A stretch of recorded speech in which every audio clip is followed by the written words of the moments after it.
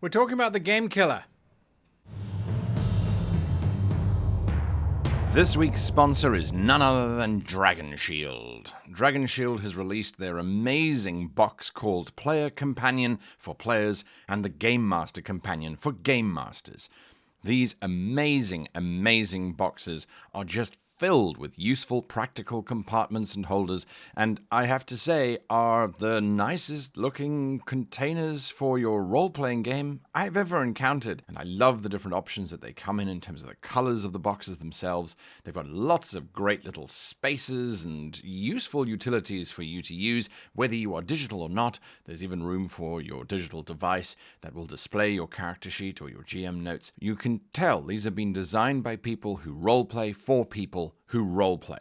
Dragon Shield, Player Companion, and Game Master Companion box. I thoroughly recommend them. They are truly awesome. Go check out their website and get yours today. Hello and welcome to this week's episode of How to Be a Great GM. My name is Guy, and if you haven't liked or subscribed to the channel, well, why don't you do that now before we get into the meat of today's episode? Just because you can, really. And then you get a nice little list thing that shows you when new videos have come out. It's useful, I think, anyway. Now, we're talking about the game killer. Pacing. I've done a whole lot of videos on pacing, and I have made my views very clear on pacing. So this is going to be a bit of a short recap video, but it's important for us to remember that we are talking about aspect 3, which is our game. Our game should be supporting us. And so pacing is one of those fundamental things where the game is supporting us. We just don't know it, and we don't use it often enough. Pacing is literally the difference between action and reaction, between combat and between social. Now, however you want to call those things, action, reaction, when the PCs are in a reactionary state, they are taking actions based on what is happening around them. They are reacting to things that are happening. They are going, oh my goodness, we're in combat, we're in a trap, we're in a death-defying puzzle. We're in a situation where we have a limited time frame within which to make decisions, and we have to take an action. We have to do something. But we can't sit down and coordinate and talk and discuss. That happens when the players are acting. And I know it sounds confusing, but aren't they acting when they're reacting? Well, yes, but listen to the words.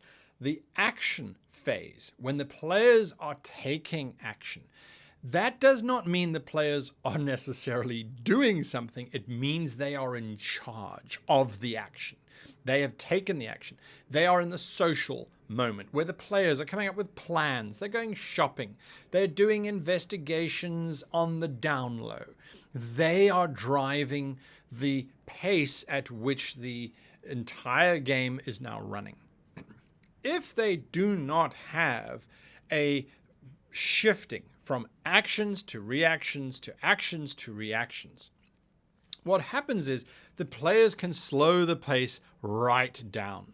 They really can, because if they go shopping and then they want to start doing this, they want to start doing that, and they want to start the next thing, that can really slow the game down. You as the GM are responsible for increasing that pace, but you might not know how. Well, now you do. You simply need to get the players out of acting and into reacting. And that's as simple as if the players are going into a library to investigate some ancient historical thing. That is an action. They're going in passively. Yes, they might be making an investigate check whilst they're looking in the book, or they might be doing a this or a that. That is a slow pace. To make it fast-paced, the books can't suddenly attack the players. That doesn't make any sense. Why would the book start attacking the players? Maybe there's one book which you've set up as potentially being interesting, but maybe the players get sucked into a particular book and they are now having to get out of the book. They've gone from acting into reacting. They're now stuck in a space that they don't have any control over, and they've got to get out of it. Look at that shift. Maybe you don't want to do it that way. You could have a bunch of NPCs who've been hired by the nemesis that they are trying to defeat, sent into the library to stop them from gathering certain amounts of information. You could have the librarian come along and say, "I'm terribly sorry, but it's closing time. You'll all have to leave and come back next week Tuesday because the library's closed for renovations for the next 5 days." Remember, you control coincidence, so you can make it coincidental that the library is going to be closed for the next 5 days, and that the librarian is most emphatic that the party has to leave now. The party are thrust into a reactionary situation where they can now either try and convince the librarian to let them stay longer, or the librarian kicks them out, or calls the city guard, or chases them out, and then you allow the PCs to see that the librarian, although they've locked the door to the library, the key is on their belt. And they take it home with them. So now the PCs are still in a actionary phase. Nothing is providing any pressure upon them except for themselves. They can plan to go and steal the key to get the book. Now they are then going into the break-in, and suddenly the pace changes because now the librarian is actually a conjuring wizard and has a whole bunch of summoned familiars or conjurations around them, or whatever your role-playing system happens to be. And that protects the librarian from getting the key. So they're back into a reactionary phase. They then get the key. They go back into the library. And now they're back into the action phase.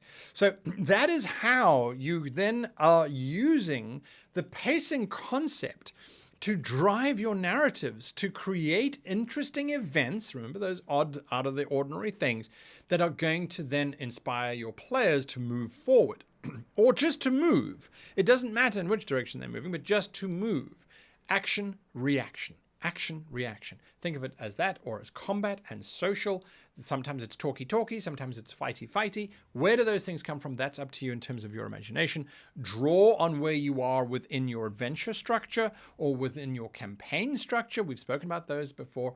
Look at what is presented to you. Look at what you have done previously, and you should have the answer for yourself. That's how you use pacing to prevent your game from slowing down to a dead crawl and then dying.